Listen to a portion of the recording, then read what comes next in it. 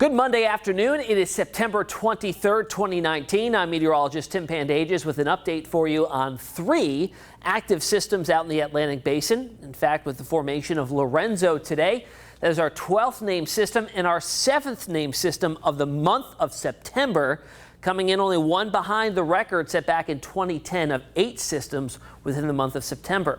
Here's a look back at all the names we've gone through so far. Again, Lorenzo is the 12th named system. Right now we have Jerry, Karen, and Lorenzo.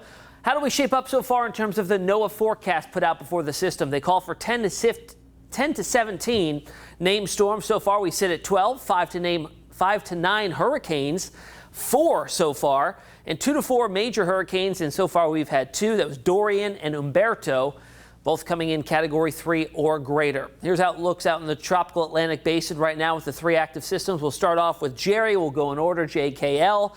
Jerry right now 65-mile-per-hour winds with gusts to hurricane force at 75 miles per hour. Moving north-northwest at 7. Now, very interesting setup here in terms of the overall atmospheric dynamics going on with the wind shear that is currently influencing the system.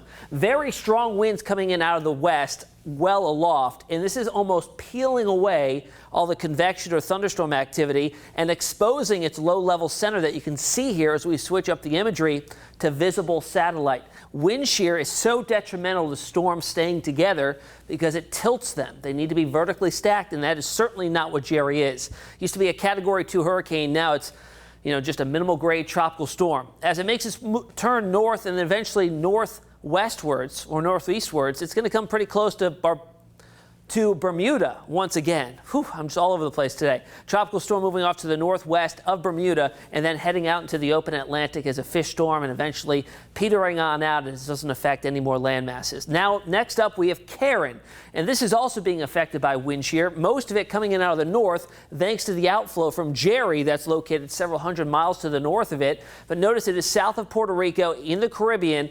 Doesn't really show much right now, and it's not very organized. It's barely holding on to tropical storm status right now at 40-mile-per-hour winds. You need 39 or greater, so we're just barely there. But a lot of the models keep this to some capacity held together as it takes its turn to the north. Here's how it looks on visible satellite imagery. Again, you can barely even point out there's just a very broad overall circulation with this, not nearly as defined as what we saw with Jerry. Moves north, affects Puerto Rico with some heavy rains and maybe some wind. But then as we move northwards and we get to Thursday and Friday, a lot of models here are starting to indicate the potential of a hard left-hand turn to the west as it encounters a building ridge of high pressure to the north of Bermuda.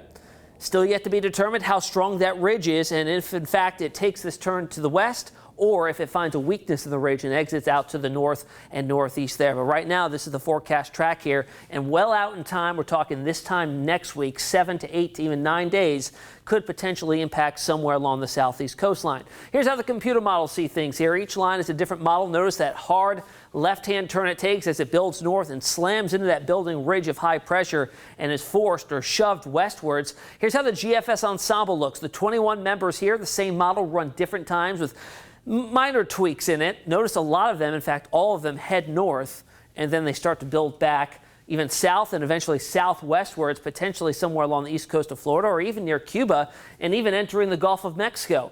How about the European ensemble? 50 members with this one. Notice each line here, a good amount of them do show that turn off towards the west, but a lot of them also start to show a little bit more of a northeasterly exit there with the possibility of a weakness in the overall ridge. Our last system, brand new, as of the 11 o'clock advisory today, we have Lorenzo. And out of the 3 active systems, this one looks the most organized. And it's relatively new because it just exited the coast of Africa right here as an African easterly wave hit the warm waters of the Cape Verde Islands area there, the main development region of the Atlantic, and has really started to organize itself. This one is forecast to become our 5th hurricane of the year, potentially even our 3rd major hurricane of the year as it builds strength. But notice that turn out to sea. This doesn't look, at least right now, to be affecting any major land masses in its lifetime as it moves into the wide open Atlantic. That's the latest on the tropics so far this afternoon. The next National Hurricane Center advisory